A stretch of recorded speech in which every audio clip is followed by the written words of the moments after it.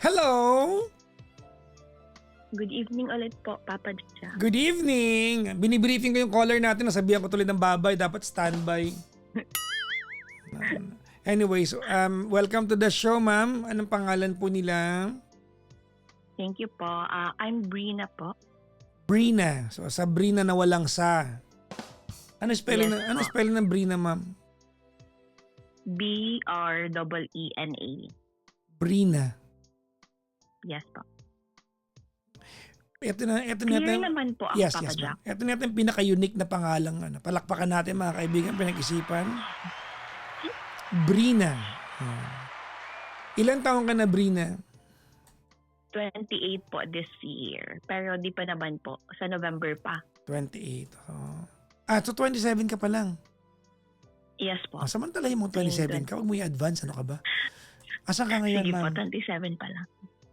Na taga Bicol region po ako. Saan ka sa Bicol? Sa Naga City po. Naga. Yes po. Nakakapunta ko dyan sa Naga noon eh.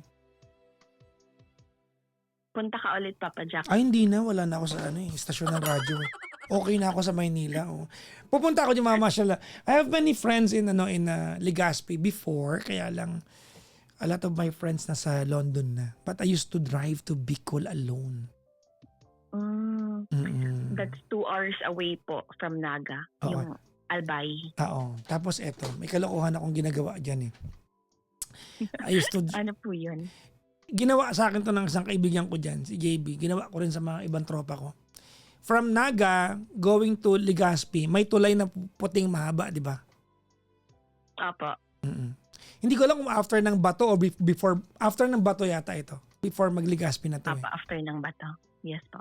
Sabi ng kaibigan ko sa akin, pag dumaan ka daw ng tulay na yon, in the entire length of the bridge, you have to hold your breath. And then while holding your breath, you have to make a wish. Ginawa mo po. Ginawa ko yan. Tapos, and then I found it from the local, hindi pala totoo yan. Nauto ako na, ginawa ko sa mga friends ko pero binagalang ko talaga. Yung mga kasama kong DJ sa Energy nun, dinala ko sila dyan eh. Binagalang ko. Si Jimbo Ang na... haba po nun. Oo, si Jimbo namuti. Namuti siya. Anyways, I have been... Dati I drive from Manila to Bicol. Just to ha. Siyempre, bago may kotse ka, parang masipag ka mag-drive, di ba? Opo. So I used to go there.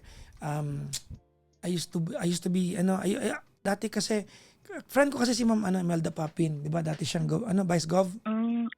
Yes po. Vice So Governor.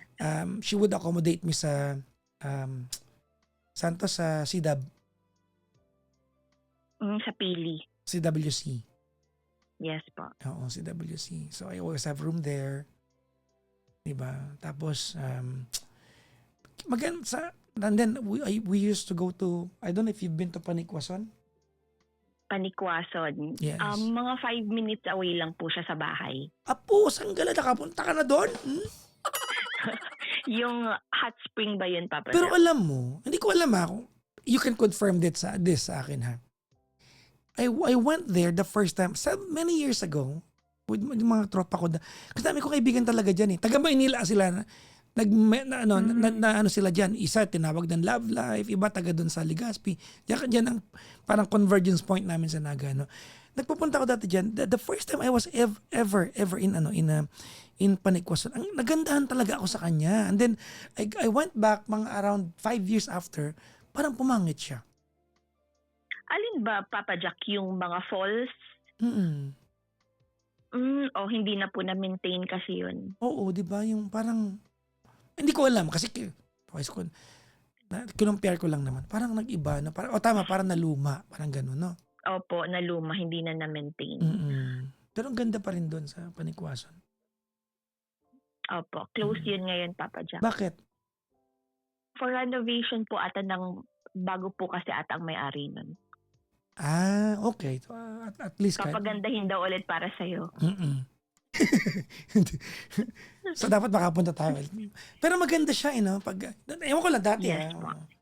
Tsaka pag hindi ka naka-SUV, parang pababa kasi yun eh, di ba? Yung patarik, no? Opo, pababa siya. Pababa. Well, anyways, what do you do, Brina?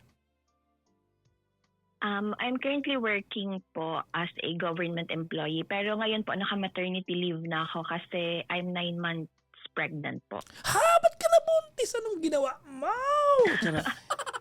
Government employee, anong sangay ka ng gobyerno, ma'am? Baka i-bash niyo ako. Wag Papa na, okay na. DPWH ba to? hindi naman. Tapos na yung issue namin. Tsaka baka magka-clue din. Wag na, okay na. Sige. So, you're married? Sige po. Yes po, I'm married. Okay. How long have you been? First baby mo yan, ma'am? Yes po, first baby. Pero ano pa lang po kami. Nagpakasal po kami last May. This year lang. Then we're planning to get married po sa church this January 2027. Anyway, kasal na kayo. Well, yun na yun. Opo, yun na yan. Anyways, kinakabahan ako. Kailan kayo kinasal, ma'am? Sorry, kailan? May 2026. This May lang po. Oh, so nagpakasal kayo kasi buntis ka? Yes po, nagpakasal po kami para sa baby. Actually, practically po para sa paternity leave niya. Kasi hindi ba approve pag... working po sa Batanes, malayo po. So, sundalo? Coast Guard po. Coast Guard. Oh, Yes po. give my salute to him. Thank you po. Alright. And yan po yung pinaka-reason bakit ako tumawag. Hindi naman po siya, Papa Jack, totally love problem, pero naaapektuhan na din po kasi yung relationship namin. So, how long were you together bago ka nagbuntis? 6 years po. We've been together for 6 years during pandemic po. Pandemic kami nagkakilala. No, LDR kayo, no? Yes po. Lockdown LDR relationship. Yun ang kahulugan ng LDR. Yes, nagsimula po kaming lockdown relationship. Literal talaga. Anyways po, just a little backstory po. Nagkakilala po kami 2020. Putok pa po nung pandemic noon. Tapos, dito po kasi ako noon nag-work sa Naga, sa BPO industry. Okay. Then, nag-apply po ako sa Legazpi as a government employee, and fortunately, nakuha po ako. So, nung nagkakilala po kami, LDR po kami agad. Pero 2 hours away lang naman po dito na sa Naga and sa Legazpi. Same po ang BPO company namin before. Then, nung nalipat po ako sa Legazpi, pumunta din po siya doon. Doon din po siya naghanap ng work. So, the two of you are from Naga? Yes, we're from Naga po. Both from Naga. Then, nung nakilala ko po siya sa BPO, then lumipat po ako sa Albay, sa Legazpi City. Tapos, sumunod po siya. Hindi ko totally alam kung bakit. Pero nabigla din po ako kasi hindi pa po kami noon, parang 1 year, parang 3 months pa lang po kami. Tapos nabigla ako sa decision niya na yun. Wait. 1 year, wait lang. 1 year, 3 months kayo or 3 months kayo? Sorry. 3 months pa lang po. 3 Siguro months mga March of 2020. Anong trabaho niya nun sa Naga? Pareho po kaming BPO, nasa BPO industry. So, di ka kinilig? Diba? Kinilig ako, Papa Jack, pero nabigla po ako kasi parang career po kasi yun eh. I mean, para sa akin, big deal po yun. And pareho po kaming galing sa long-term relationship din. Siya po from a 6-year and ako din sa 7-year relationship. And ang reason po kung bakit sila hindi nag-work out nun is because of LDR. So, pwedeng yun po kasi yung nakita kong reason bakit sumunod siya sa akin. So, may trauma po sa kanya. Well, it's either that or you're overthinking this. Okay. Baka nag-overthink lang po ako. Yeah. Anyways, ang nabigla lang po ako nun. Pero parang hindi ko naman po siya tinake seriously na sumunod siya. Na happy pa nga po ako kasi parang first time ko po kasing umalis sa family ko. Yung ako lang po talaga kasi ever since nasa family ako, pakatas ko mag-aral. Nasa family pa din po ako hanggang sa lumipat na po ako ng Albay. Kumbaga Then, nagtaka ka lang, nagulat ka lang. opo, nagulat lang po ako na may lalaki palang kayang gumawa ng ganyan. Yung i-sacrifice yung lumipat siya bigla eh. As in, out of nowhere, nagsabi siya na dyan ako mag-work. So parang nabigla lang po ako. Pero ang personality niya po talaga, very selfless po talaga siyang tao. Super kind. Wala po akong masabing problema sa kanya. Sobrang okay po talaga namin as couple. Para kaming mag-best friend talaga. Anyways, after Eddie doon na din po siya nag-work. Tapos ako po doon din nag-work. Kaso po ang nangyari is hindi po kinaya nung work niya yung pang everyday na budget namin. Kasi sobrang baba daw po ng offer sa kanya. So lumipat po siya ng ibang company. Nag-work po siya as medical representative. And ang kino-cover niya po is buong Bicol region din. Abot siya ng Matnog. Opo, Sorsogon, ganyan. Pag may oras po na sumasama ako sa kanya kapag weekend na wala po akong trabaho, yan, pumupunta po siya dyan sa Matnog. And wait lang, question ma'am. Yes, no. Nag-live-in kayo sa Legazpi? Yes po, nag-live-in po kami sa Legazpi. Okay. Kaya isa din po yun, Papa Jack, sa reason bakit ako nabigla. Kasi Yes. Yun a traditional. Yun yung yun yung pagtataka ko. Kasi kung lumipat lang naman siya, wala na problema. Hindi naman sa yung Legazpi eh. Okay, so nag-live-in kayo, kumbaga first time mo na parang, okay. Opo, yun po. Parang, kasi po, ang personality ko po, hindi po ako nakakatanggi agad. So parang nag-offer siya na sasama siya sa akin na magli-live-in pala kami. So nabigla po talaga ako dun. Pero hindi po ako nakano kasi gusto ko naman po, to be honest. Okay. Hindi ka nag-no. Hindi ka nakano. Hindi ka nag-no because it is, kumbaga, aligned naman kayo sa gusto na yun. Huh? Opo. Okay. Gusto ko din naman. Then, after po nun, naging medical representative po siya. Pero, pag nag-uusap po kami regarding our long-term plans, ang gusto niya po talaga is mag-police. Naghihintay na lang po kami ng quota para maka-apply po siya maging police. Tapos, fast forward po, edi, ang dami po pala niyang pinagdaanan na work. After medical representative, meron po kasi silang parang near-reach na quota and in short, may mga times po na hindi niya na reach yung quota. So, nagpalit na naman po siya. Kasi ang medrep, practically sales yan eh. Opo, sales. So, after din sila sa sales, so hindi din po yun nag-work niya. So, lumipat na naman po siya. Actually, hindi ko na po maalala yung lahat ng work niya, pero parang sa scope ng 4 years, parang naka 5 po siyang companies. Kasama na din po doon yung naging VA na din po siya. Tapos natanggal din po siya kasi parang hindi po siya nakakakuha. Parang may isang beses na hindi siya nakakuha ng quota and importante po yun. So, bumalik po siya ng Naga.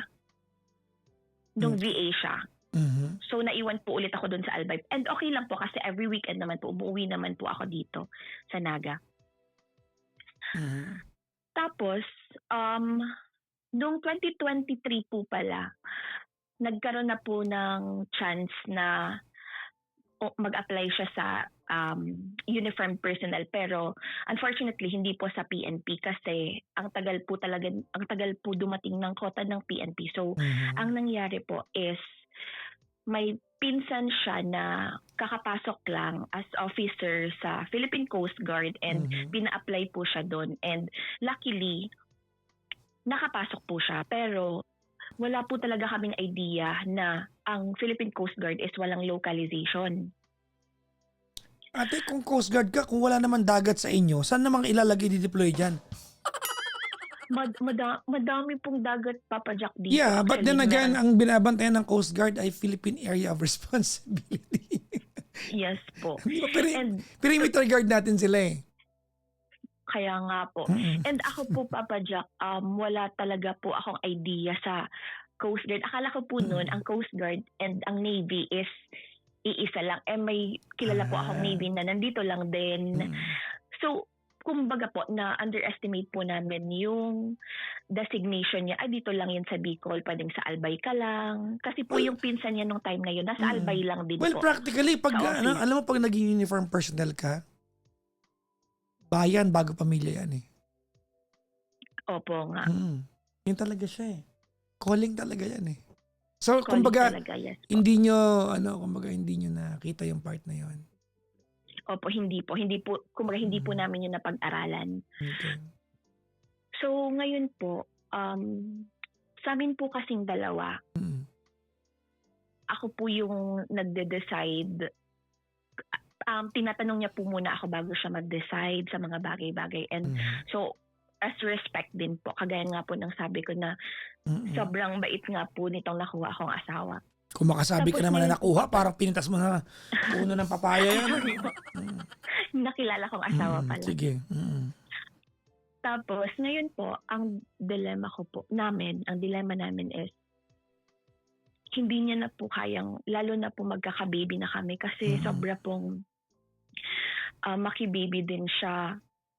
So, everyday po ng parang duty niya, nag-uusap kami, parang hindi niya na po kayang mapalayo.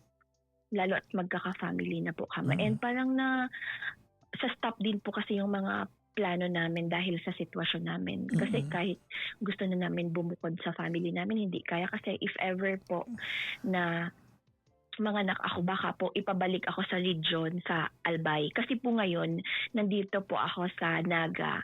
Pina-work muna dahil manganganak nga po. After ng maternity leave ko po, hindi ko pa po alam, Papa Jack, kung papabalikin ako sa region. So, ang hihingin po sana namin ng advice kasi ang plano niya po is mag-resign siya and mag-start kami na magkasama. Kaso, yun po yung pinag-iisipan ko ngayon kasi nung nabanggit ko nga po sa inyo, dami na po siyang work.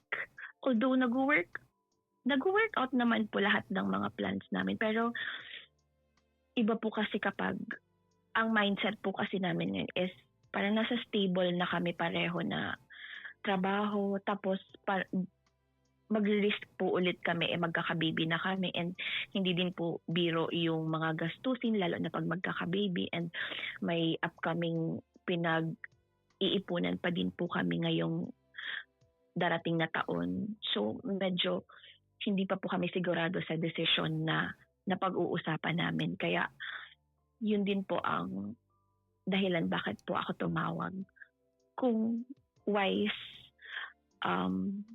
decision ba na ipa-resign or mag-resign siya, then hanap siya ng trabaho. Kasi po yung mga kaibigan niya po, meron po kasi kaming circle of friends and mostly po sa kanila is VA and nag-work po sa kanila yung ganong setup, yung pareho sila VA, tas magkasama sila, may anak sila, nakakapundar po sila. So may comparison po na bakit sa kanila parang ang dali ng mga bagay-bagay sa amin.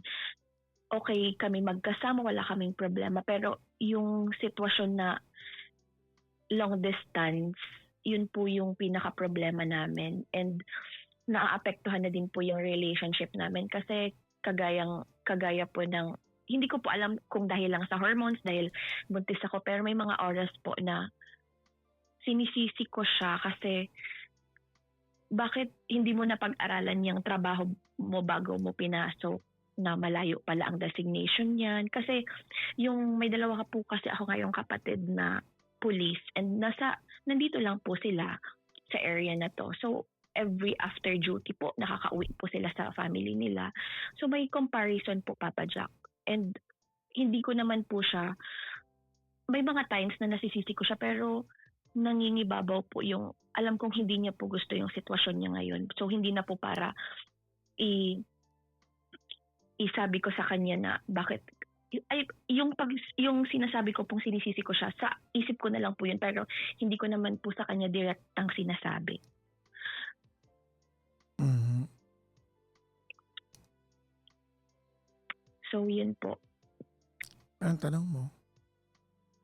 Ang tanong ko po, Papa Jack, is kung wise decision ba pong mag-resign siya and mag-start kami or itry namin yung plano namin na mag-VA siya, magkasama kami. Okay. Ganito how do I say this? Well, number one, there has to be so much consideration dun sa gastusin ng panganganak mo. Tama? Yes po. Kasi if that one is covered already, then there's lesser issues, no? But why is it that I'm hearing that this is what you want and less of what he wants? I could be wrong. No? Yes po. Why is it that I'm hearing that this is what you want and less of what he wants? Ganun ko siya na naiintindihan. Kasi ganito yan, Brina, there's nothing wrong with what you want. Kasi syempre you're building a family, 'di ba? I mean, that has to kumbaga measure to the expectations that you have as a family. Syempre, young family kayo 'di ba? You wanna be together, that's completely fine. Tama? Yes po. Pero kasi ang pinag-usapan natin dito is a career that only him can decide. Hindi ikaw. Hindi ikaw. Career niya yan eh. But if you're sure, kasi wife ka naman, husband mo naman to eh. No?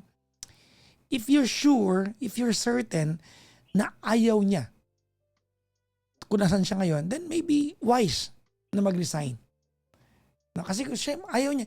After all, we don't need a uniform personnel na half-hearted sa ginagawa. Gusto natin yung handang iali ang buhay. Kasi quality nila yan eh. Tama mali? Yes po. Anak ako ng police so I can speak for it, di ba? Kahit paano medyo nakaka-relate ako, no? Gusto natin na yung ating uniform personnel, di ba, handang iala yung buhay sa atin. And if you're telling me as a wife of someone who is a uniform personnel na hindi niya gusto kung nasaan siya, mag-resign talaga siya. But the question is that what he really wants or is this what you want to hear from him? At eto lang yung narinig mo kada nag-uusap kayo. So, nandun yung, there goes the problem sa akin, no?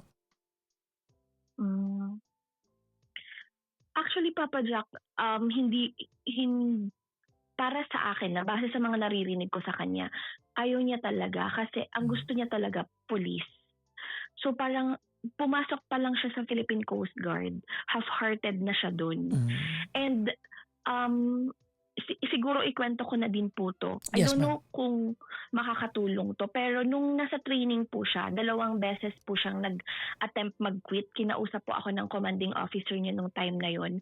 Although hindi pa po kami nun kasal, pero ako po kasi yung nasa emergency contact niya. So ang nangyari po nun is, kinausap po ako para pigilan siyang mag-quit. Nung time po na yon, wala pa din po akong idea na walang localization sa Coast Guard. So, ang alam ko pa din po na sa malapit ka lang yan ma-assign. So, sabi ko, konting tiis na lang. 6 months po na training na yon, 2 beses siya nag-attempt mag-quit. Well, Brina, if that's the case, okay, ganito Ito, patawarin mo ko sa part na to, ha? Okay po. Okay. Kasi alam mo, mahirap work nila eh. Mahirap talaga yung work nila. Diba? Nasa gitna ng laot, di ba? They're practically, sila yung first line of defense natin sa, di ba? But anyways, no, patawarin mo ko sa part na to. Ha? I will have to agree with you na kailangan niya mag-resign. Hindi dahil gusto mo magkasama kayo. Kung hindi, we'd rather have a uniform personnel stationed to defend us na buo yung loob at gusto ko nasan siya. Yes. Kaysa meron tayong tao doon na mas gusto niyang magpulis sa, inland. Yes. Doon lang ako. Kasi ma'am, alam mo naman pag uniform personnel bayad muna talaga. Service sila bago pamilya eh. Kaya nga, di ba? Opo. Ilan lang ba ang day off nila sa buong taon? 8 or 4? 4 lang yata, 1 taon eh. Opo, bihira lang talaga, Yes, Papa Jack. oo. So, doon ako nanggagaling. Hindi dahil gusto mo. Now, ibang issue ka kasi, no? Sa part niya, kailangan niyo mag-usap. Opo. Only if, Yes. kasi ma'am, feeling ko, 1 month na lang manganganak ka na, di ba? Yes po. Feeling ko din po kasi, part of why we're having this conversation po, is you want him to be by your side when you give birth. Am I reading the room right? Yes po. There you go. Yes. And do you think he can be discharged before that day comes? Po, ano po yan? Do you think madi-discharge siya? Actually, waiting na lang po kami na may biyahe sa kanila kasi nag-apply naman po kami ng paternity leave and pinayagan naman siya. Okay. So, wag din niya balak bumalik kung sakali? Hindi po kasi magiging awol po yung tagging. Ang maproseso din po yung pag-resign sa kanila. Hindi pa po siya, Papa Jack, nag-a-act na mag-resign. Yung napag-uusapan lang po namin and naaapektuhan din po talaga na yung relasyon namin ngayon. For example, ngayon Stop po. right there. That's what I want to talk to you about, no? Brina, Yes po. I could be wrong. And if I'm wrong, I have to apologize to you. But I kind of feel like you are imposing this to him rather than him telling you exactly what he wants. You know, there are bits and pieces, no, of what you said in the duration of our conversation. If I will just have to cherry pick, no, maliwanag ko naririnig na you are deciding on his behalf sa part na to. Walang masama if your husband can submit to you. That's okay. But I worry for you that you might, baka ma-blame ka kasi of him not exploring what he wants in life because sinundan niya yung kung saan ka lang komportable. Gusto po. At masakit yun balang araw pag nasisi ka. Okay. So kasi walang masama kung talagang gusto naman niya yung gusto mo. Diba? Opo. Walang masama dun eh. I mean, if he really wants to be by your side, diba? I mean, if him as a human being wants to be his young wife, diba? I mean, if he wants Yes, to, if he wants to spend his youth, no? Yung kanyang youthful years beside you and have more of you as a wife. And if he is willing to sacrifice, no, ano man ang kanyang affiliation ngayon. In this case, ano siya, di ba, Coast Guard siya. Walang masama Yes. dun eh. Walang masama dun. But I'd rather you ask him than impose this to him. You get my point, right? Yes po. I understand. Kasi sinabi mo kanina eh. Sayang po kasi dalawa ka po nagdedesisyon eh. That's very contrary to what you said in the beginning when you said, Papa Jackson, ano po eh, mahirap kasi ako makatanggi eh. Parang, nakuha mo? Yes po. Kasi di ba nakikinig ako maayos eh. So those are two contradicting statement eh. But then again, sa isang relasyon naman, Brina, if you are, kumbaga ikaw, if you are the established leader naman, so be it. Yun lang yung akin, no? Para sa'yo to, ma'am, no? Yes. Mahirap masisi, Opo. ma'am. Yun nga po Mahirap masisi. Oo. And kinonsult din namin po to sa parents niya. Kasi yung time po na mag-quit na sana siya, ayoko pong makialam nun. So, tinawagan ko po nun yung magulang niya. And ngayon din po na sabi kong nahihirapan po yung asawa ko. Kung asan siya ngayon, ayaw po siyang ipa-resign kasi nga po mahirap din po yung pinagdaanan nila sa training, so parang masasayang daw po yun. Well, ma'am, again, yes, we can appreciate na kinonsult yung magulang, pero sa kadulo-dulo ng araw, the simpler question is this what he wants? If kung sabihin naman niyang, alam mo, Brina, yes, no? Willing ako iwanan ng mundo para makatabi ka lang at makis ka ng good night gabi-gabi. So be it. Di ba? I mean, you get my point, right? Yes po. Kasi kanya-kanya tayo ng ng kayang isakripisyo sa buhay. I mean, if he wants to be with his young wife, if that means the world to him, without you imposing this to him, if that means the world to him, then so be it. So, ano naman. Gets? Yes po. Mm. Natatakot lang ako, Papa Jack, personally, na baka yung take ko sa sitwasyon niya, yun nga po, yung baka ako yung masisi or baka mag-fail. Kasi medyo pessimist din po kasi ako or overthinker din po kasi ako. Well, So baka, 80% of you girls are. Hindi naman siguro pessimistic, no? Let's just settle at overthinker. Huwag tayong pessimistic. Oh. okay, Well, ask him. Without any prejudice, Your Honor, no? Oh. With- Sorry, kakaparod ko ng impeachment trial eh. Without any influence sa pwede niya isagot sa'yo, tanungin mo siya. Nang Okay. hindi siya natatakot at nahihiyang magsabi sa'yo exactly what he wants. Kasi makamamaya, gusto lang niyang sabihin kasi alam niyang gusto mo marinig. yes po. So, there you go. Again, ma'am, wala pong masama. Wala pong masama. Okay. Di ba? I mean, Diyos ko naman, syempre, young couple kayo eh. Huwag na tayo magkalokohan. Di ba? You wanna be together, you wanna have all the sex that you can have. Kasi young couple kayo. One day, mawawala yung hilig nyo na yan. Talaga po. Okay. Sorry, wala akong follow-up sa sinabi ko.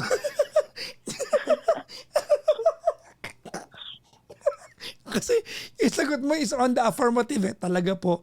Wala akong Hindi nagtatanong ako, Papa Jack. Ganito ba pag yung couple? hindi ko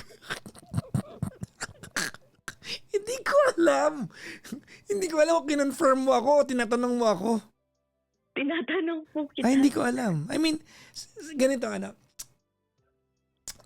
ganito yan. You are 27. I'm assuming he is young. Tama? Yes. Aminin na natin na 31. 31 siya. No? Iba ang priority ng ganyang edad sa ganyang kabatang mag-asawa as compared when say for example 10 years na kayo, 'di ba? Right now, iba yung nyo, iba yung kumbaga maybe kasi yun ang nakikita ko 'di ba, na you'd rather be together than not be together. Yes po. Okay. Did that make sense? Yes po. And with that, no, I hope that you become together. Yun lang yung akin, ma'am. Ayoko lang masisi ka. Mahirap kasi, ma'am. Mahirap sumagot pag nasisi ka. Yes po. Di ba? So, ayoko kitang masisi. Kasi hindi mo deserve yun. Ano mensahe mo sa mister mong nasa gitna ng laot ngayon?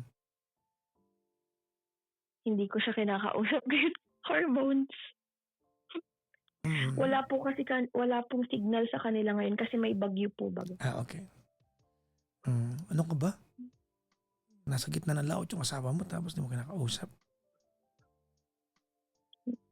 Hindi, ano naman, Papa Jack, unintentional. Hindi ko talaga siya kausap kasi walang signal sa Okay. kanila. Sige.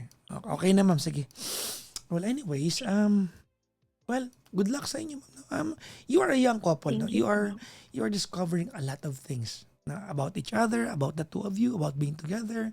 Especially now, di ba, you are about to embark on a journey of a lifetime. That's motherhood.